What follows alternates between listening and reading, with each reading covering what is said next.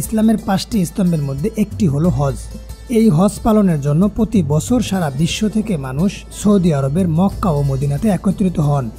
উদ্দেশ্য আল্লাহর সন্তুষ্টি লাভের জন্য ও সারা জীবনের করা সব গুনাহ থেকে মুক্তি হওয়া। মহিমান্বিত এই হজ কি শুধু এই উম্মতের উপরে ফরজ হয়েছে নাকি এর আগেও ছিল? কিভাবে এই হজের সূচনা হয়েছিল আজ আমরা তাই জানার চেষ্টা করব ইনশাআল্লাহ। কাবাঘরের সূচনা। হজের মূল কেন্দ্রবিন্দু হলো পবিত্র কাবাঘর, যা মক্কা নগরীতে অবস্থিত। মক্কায় পৌঁছে এটাকে ঘিরে 7 বার প্রদক্ষিণ করতে হয়, যাকে তাওয়াফ বলা হয়। হজের শেষেও এখানে তাওয়াফ করতে হয়। এই কাবাঘর সম্পর্কে আল্লাহ তাআলা পবিত্র কোরআন মাজিদে বলেছেন, নিঃসন্দেহে প্রথম ঘর যা মানুষের জন্য স্থাপন করা হয়েছিল তা তো মক্কায়, যা বরকতময় এবং সারা জাহানের জন্য পথ প্রদর্শক। সূরা ইমরান আয়াত 96। পবিত্র কাবাঘর কখন নির্মিত হয়েছে এ নিয়ে বিভিন্ন বর্ণনা এসেছে। সর্বাধিক গ্রহণযোগ্য মত অনুযায়ী মহান আল্লাহ তাআলার নির্দেশে ফেরেশতারাই সর্বপ্রথম কাবাঘরের ভিত্তিপ্রস্তর স্থাপন করেছিলেন। হযরত আদম আলাইহিসসালাম ও হযরত হাওয়া আলাইহিসসালাম পৃথিবীতে মিলন হলে তারা উভয়ে আল্লাহ তাআলার কৃতজ্ঞতা প্রকাশ করেন। ইবাদতের জন্য একটি মসজিদ হযরত আদম আলাইহিসসালাম আল্লাহর কাছে প্রার্থনা করেন। আল্লাহ তাআলা তাদের দোয়া কবুল করেন এবং বাইতুল মামুরের আকৃতিতে ঠিক তার নিচে পৃথিবীতে পবিত্র কাবাঘর স্থাপন করেন। ইব্রাহিম আলাইহিসসালামের যুগে হজ।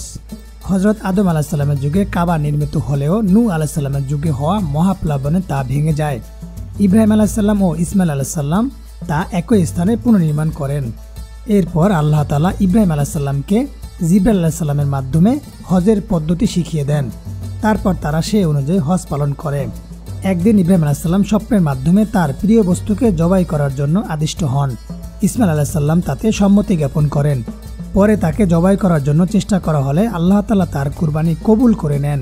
এ ব্যাপারে কুরআনে বর্ণিত হয়েছে এভাবে, অতঃপর সে যখন তার পিতার সাথে চলাফেরা করার বয়সে পৌঁছালো তখন ইব্রাহিম আলাইহিসসালাম বললেন, হে বৎস, আমি স্বপ্ন দেখেছি যে আমি তোমাকে জবাই করছি। এখন বলো তোমার অভিমত কি? সে বলল, হে পিতা, আপনাকে যা আদেশ করা হয়েছে আপনি তাই করুন। আল্লাহ চাইলে আপনি আমাকে ধৈর্যশীল পাবেন। সূরা সাফফাত আয়াত 102। কুরবানির স্থলে যাওয়ার সময় শয়তান যখন ইসমাইল আলাইহিসসালামকে প্ররোচনা করার চেষ্টা করেন তখন তিনি শয়তানকে পাথর নিক্ষেপ করেন। 3 জায়গায় এই পাথর নিক্ষেপের ঘটনা ঘটে। এর আগে আল্লাহ তাআলার নির্দেশে যখন ইব্রাহিম আলাইহিসসালাম তার স্ত্রী হাজেরা আলাইহিসসালাম ও শিশুপুত্র ইসমাইল আলাইহিসসালামকে মক্কায় রেখে যান তখন সেখানে কোনো মানুষ, গাছপালা ও খাবার পানি ছিল না।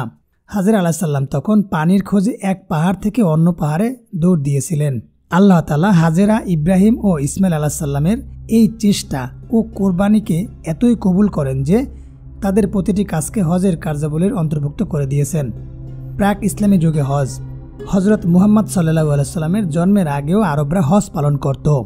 ইব্রাহিম আলাইহিসসালামের যুগেই এই হজের প্রচলন চলে আসে। এজন্য আরবরা হজের মাসগুলোতে তথা শাওয়াল, জিলকদ, জিলহজ এবং হজ পরবর্তী শাওয়াল মাসে যুদ্ধ বিদ্রোহ করত না। কাবা ঘরকে কেন্দ্র করে দূর দূরান্ত থেকে মানুষ আসত এবং হজের বিভিন্ন রীতি পালন করত, যা ইব্রাহিম আলাইহিসসালামের দেখানো হজ থেকে কিছু ভিন্ন ও বিকৃতি ছিল।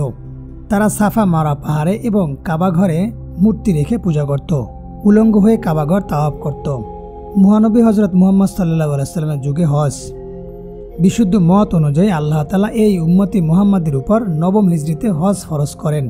তিনি বলেন, উক্ত ঘর পর্যন্ত যার পৌঁছার সামর্থ্য আছে আল্লাহর জন্য তার উপর হজ করা আবশ্যক। সূরা আল ইমরান আয়াত 97। এই আয়াতের ভিত্তিতে হজ ফরজ হয়। এই আয়াত নাজিলের পর রাসূলুল্লাহ সাল্লাল্লাহু আলাইহি সাল্লাম আবু বকর সিদ্দিক রাদিয়াল্লাহু আনহুকে আমির নিযুক্ত করে হজ পালন করার জন্য পাঠান। সেবার 300 জন সাহাবী হজ পালন করেছিলেন। এই হজের সময় সূরা তাওবা অবতীর্ণ হয়। ওই সূরায় মুশরিকদের সাথে থাকা শান্তি চুক্তি তারা ভঙ্গ করতে পারে সে ব্যাপারে সতর্ক করেন এবং নির্দেশ দেন আজকের পর থেকে মুশরিক হারাম শরীফের সীমানায় প্রবেশ করতে পারবে না এবং কেউ যেন হারাম মাসগুলোতেও যুদ্ধের আশঙ্কা না করে। তাই রাসূলুল্লাহ সাল্লাল্লাহু আলাইহি ওয়াসাল্লাম হযরত আলী রাদিয়াল্লাহু আনহুকে ডাকলেন এবং বললেন, সূরা তাওবায় হজ বিষয়ে যে বিধান ঘোষণা করা হয়েছে তা মুসলমানদের জানিয়ে দাও। তখন আলী রাদিয়াল্লাহু আনহু মিনায় সমাবেত মুসলমানদের মধ্যে মুশরিকদের ব্যাপারে পবিত্র কুরআনের সিদ্ধান্ত ঘোষণা করে দেন। আল্লাহ রাসূল সাল্লাল্লাহু আলাইহি ওয়াসাল্লামের নির্দেশে সেদিন তিনি যে ভাষণ দিয়েছেন তাতে তিনি বলেছিলেন, কোনো কাফের জান্নাতে প্রবেশ করবে না। আজকের পর কোনো মুশরিক হজ করতে পারবে না এবং বাইতুল্লাহ তাওয়াফ করতে পারবে না। মুশরিকদের সাথে মুসলমানদের শান্তি চুক্তি ততক্ষণ পর্যন্ত বহাল ছিল যতক্ষণ তারা তা ভঙ্গ করেনি। এরপর 10ম হিজরিতে রাসূলুল্লাহ সাল্লাল্লাহু আলাইহি সাল্লাম নিজে হজ পালন করেন। তখন লক্ষাধিক সাহাবী হজে অংশগ্রহণ করেছিলেন বলে মত পাওয়া যায়। এটাই ছিল রাসূলুল্লাহ সাল্লাল্লাহু আলাইহি সাল্লাম কর্তৃক পালনকৃত একমাত্র হজ। হজ থেকে ফিরে তিনি ইন্তেকাল করেন। এই হজে আরাফাতের ময়দানে যে ঐতিহাসিক ভাষণ দেন তাকেই বিদায় হজের ভাষণ বলা হয়। বিদায় হজের ভাষণে তিনি অন্যায়ভাবে মানুষের রক্তপাত বন্ধ, সুদের কুফল, বর্ণ বৈষম্য ভয়াবহতা, স্বজনপ্রীতির বিরূপ প্রভাব, জাহিলি যুগের মানসিকতা পরিহার করার বিষয়ে জোরালো নির্দেশনা প্রদান করেন। নারীর অধিকার সংরক্ষণ ও তাদের মর্যাদার বিষয়ে তুলে ধরেন। সাম্যের ভিত্তিতে শ্রেণী বৈষম্যহীন সমাজ প্রতিষ্ঠা, রাষ্ট্রের সব নাগরিকের নিরাপত্তা নিশ্চিত করা, ন্যায় ও ইনসাফ ভিত্তিক বিচার ব্যবস্থা প্রতিষ্ঠা, শ্রমিকের অধিকার রক্ষা, পরম সহিষ্ণু হওয়া, সর্বোপরি মানব সভ্যতা বিরোধী সব বর্বরতা পরিহার করে একনিষ্ঠভাবে কোরআন সুন্নাহ অনুসরণের নির্দেশ দিয়েছেন। এই ছিল আজকের হজের ঘটনা। ধন্যবাদ সকলকে।